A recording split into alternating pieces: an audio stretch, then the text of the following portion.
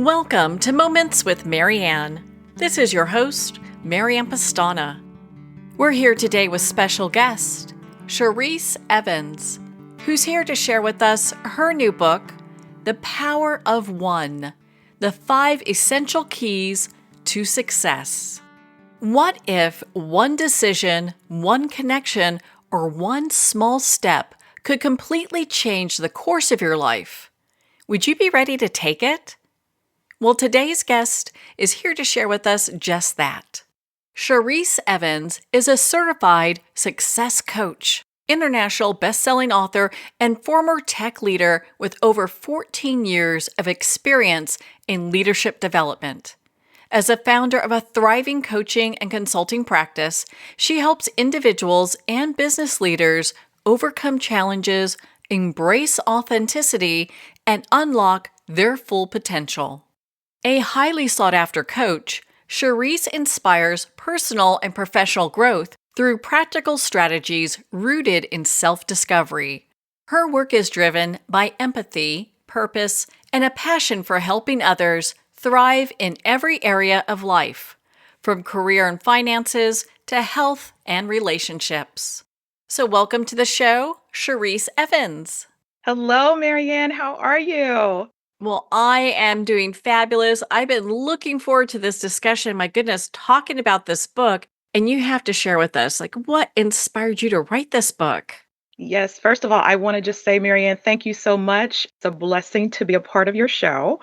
My book, The Power of One, the 5 Essential Keys to Success, is really about tapping into your God-given talents. I grew up a small town girl from Gary, Indiana, and I was raised to basically show up in a room and only be seen but not heard. My grandparents were very traditionalist, if you, as a kinder word to say. And so they had really strict rules about how you would show up in a room. And so what I really wanted to do is really to express myself in this book by expressing how important it was to really show up with the power that we have all been given within ourselves, even when we are told to be quiet. And so the 5 essential keys of success is really about one influential person, one life changing decision, one clear thought, one seed, and one experience. I do a deeper dive in the book about talking about each of those and how, through my own life's experiences, was I able to learn about who I was and how I wanted to show up and really begin to tap into my God given potential, which we all have inside of us. And we can do amazing things when we do that. So, what does it feel like when we tap into our God-given talents? For me, I can say freedom. Freedom to fly.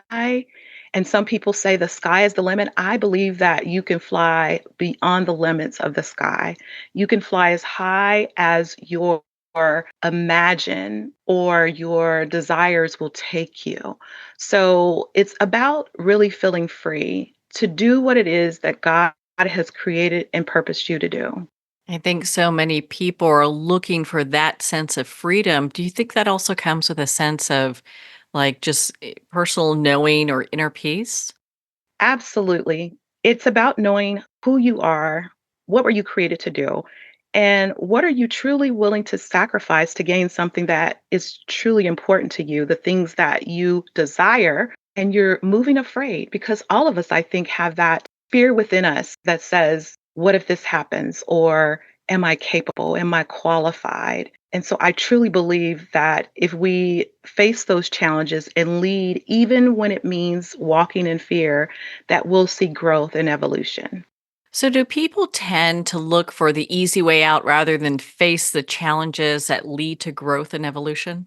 I really don't think so. I am a success coach. And one of the things that I see most often when I am developing others is that they truly struggle with what they were created to do, what they were created to be, and their willingness to truly understand that some of the false evidence appearing real in their lives have been holding them back from moving towards the things that they truly desire to achieve. So it's really not about them taking the easy way. way out. It's more about them understanding how they're wired. And once they understand how they're wired, they can move more gracefully into their purpose. In your book, you talk about the power of one influential person. And I guess I'm wondering, how can somebody recognize when this figure is entering into their life? Great question. One of the things that I talk about in my book is it only takes one person to speak life into your situation. You and I were just connecting right before the broadcast, and you were sharing with me some information that I had never heard before. I don't know if what you've shared will catapult me, even in my own growth, to the next level of where I am aspiring to be. So it's always that one person that can speak life into your situation, that if you tap into that information, it can take you to many places that you wouldn't have imagined on your own. Is it really kind of paying attention? Because I get that a lot too when someone will say something to me and I was like, that's something I really should pay attention to. Is that like a marker in our road that, hey, something's coming up that we should really look at? It's interesting because I am so more discerning and really am observant about my environment and what it is that the universe is trying to tell me.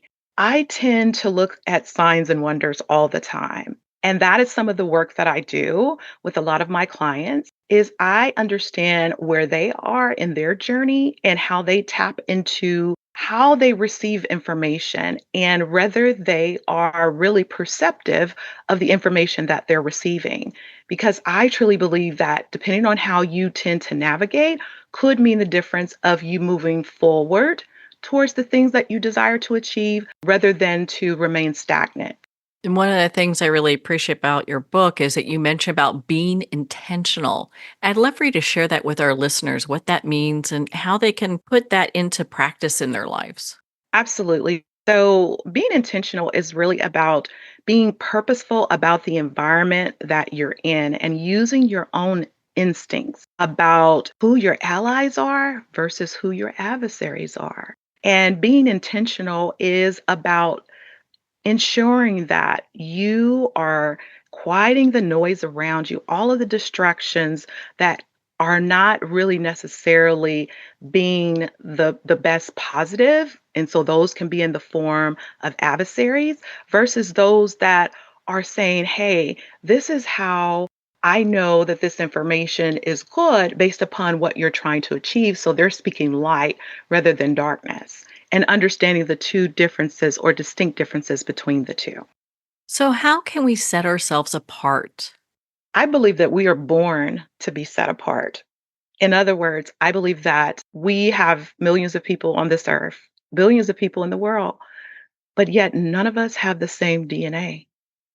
So to say that we need to do something uniquely different, we were already created uniquely different. Even twins that are born and they are identified as identical twins, there are still some unique differences between their DNA. That is the beauty of how God created his children. He created us to be set apart and understanding what we were created to do and the purpose that we're supposed to serve. And it's about understanding that value that really sets us apart. In your book, you talk about authenticity. Do men and women, do they struggle equally with that? Oh, Marianne, I believe that women struggle with authenticity because society probably puts more of labels on us as women more than men.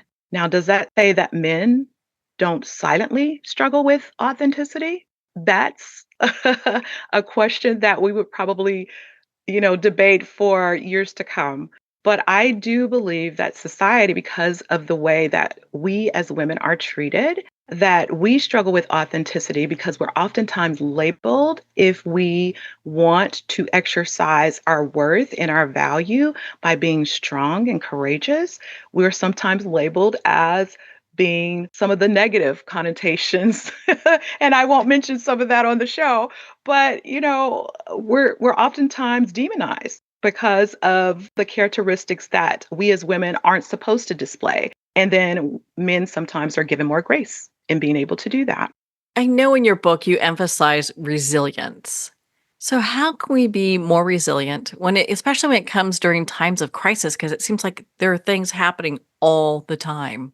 Yes, resiliency is really about moving forward, knowing that whatever happens, it's happening for your good.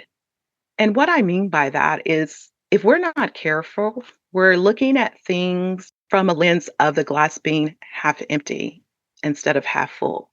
Even in the situations where I have gone through some very trying times and I felt like, wow, this is really tough. What I chose to do was to strengthen whatever it was that I felt was tapping into that struggle or that strife. And in doing that, the resiliency came in with me pressing forward in spite of the situation and looking forward to the path that would bring me out into the light. So it's like going through a dark tunnel, but knowing that if I just get halfway through this tunnel, eventually I'll start to see a little bit of light at the end of that tunnel, and then I'll know that I can walk through freely.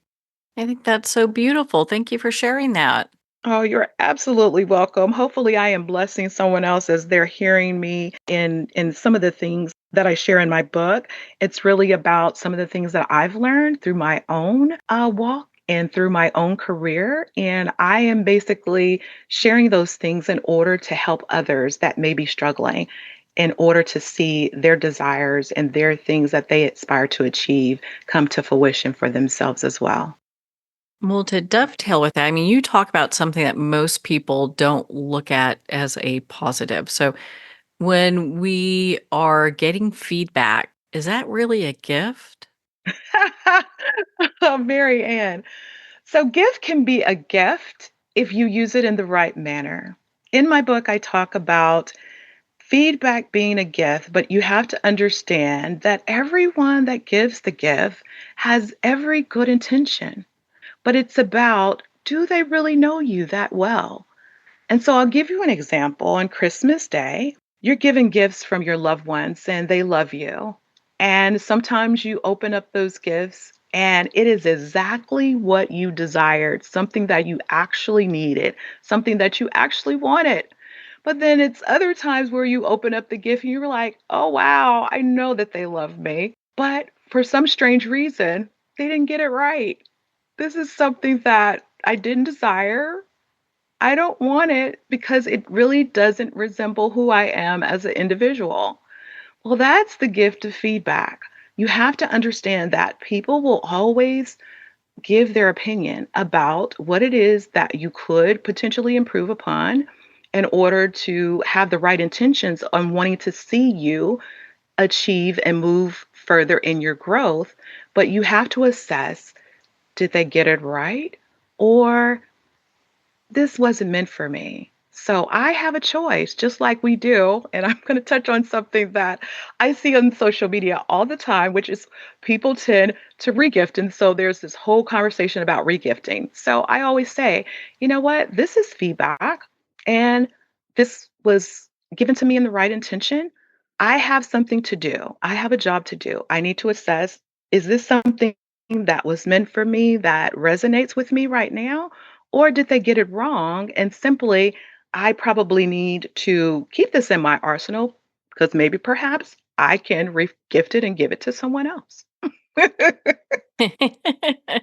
I like that. I will look at that differently from now on because my goodness, how often do we get feedback and it's like, well, I'm not quite sure if that's a gift or not, and I'm not sure what to do with it. So, what a great way to view it. Absolutely. What are three things individuals can do to improve themselves right now?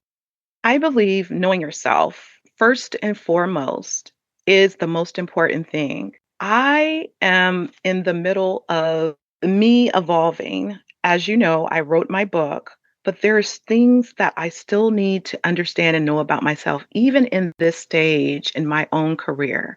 So we're constantly getting to know ourselves, a new version of whatever that looks like. So it's like setting a goal, and once you achieve it, Okay, great. What's next? And then what does this allow me to do on the next level of my success with constantly getting to know a new version of what I need to learn about myself to basically tap into, again, all of our God given talents. He's birthed so much into us, and it's about us learning and how to hone into the things that He has birthed into us in order to keep going from levels to levels to new levels.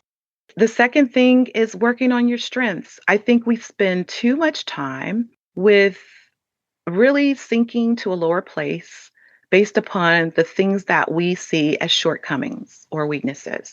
But it's really about working on your strengths. Working on your strengths helps you to become better at what you are already gifted to do. And finally, is remain positive, seeing the glass half full instead of half empty, knowing that whatever challenges, situations come your way, they are created for your good. And so remain positive, knowing that even in a dark place, at the end of the tunnel, there is light. Thank you for taking the time to share that. And one of the things in your book that actually really touched me is seeing the silver lining in every opportunity. And how often do we forget to do that? Indeed. And sometimes opportunities come uniquely different every time that they come. And you'll find yourself feeling like you're moving backwards. It was like, man, I thought that I would be going this level, but it seems like I'm taking two steps back. But my thing is seeing the silver lining in that. Maybe perhaps taking two steps back will propel you to go five steps forward. You never know how that opportunity is going to align with where you were destined to be and to become.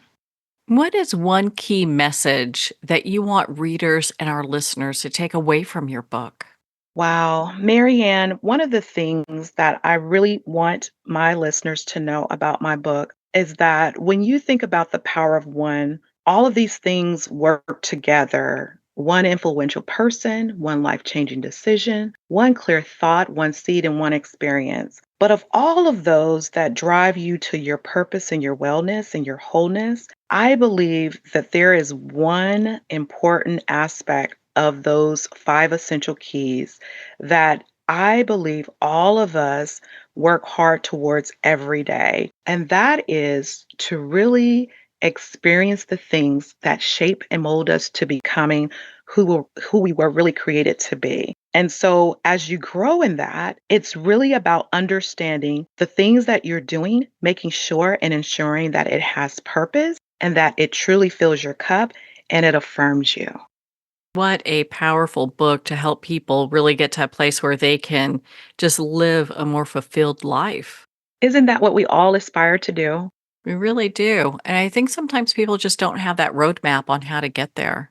Yes. And that's one of the things that I love to do in the work that I do as a success coach is that I work with people that, like I said, they have everything that they were given from the time that they were created in their mother's womb.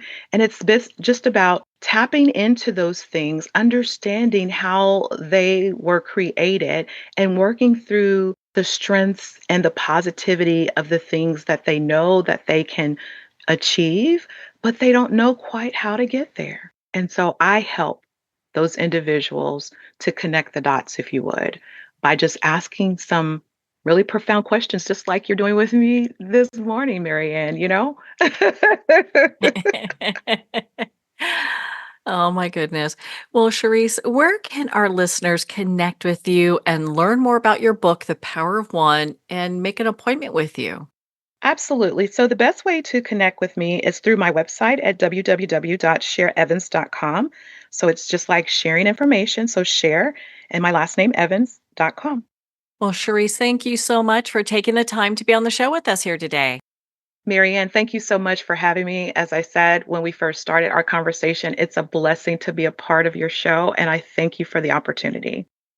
Well, thank you, Charisse. It's been such an honor to spend this time with you and to talk about your new book, The Power of One: The Five Essential Keys to Success. The Power of One is available at Amazon, Barnes & Noble, and everywhere books are sold. And remember, support our indie bookstores. If you don't see it on the shelf, ask for them to order it. Well, we're at the end of our time today. I'd like to thank everyone for tuning in. You've been listening to Moments with Marianne, where we make every moment count.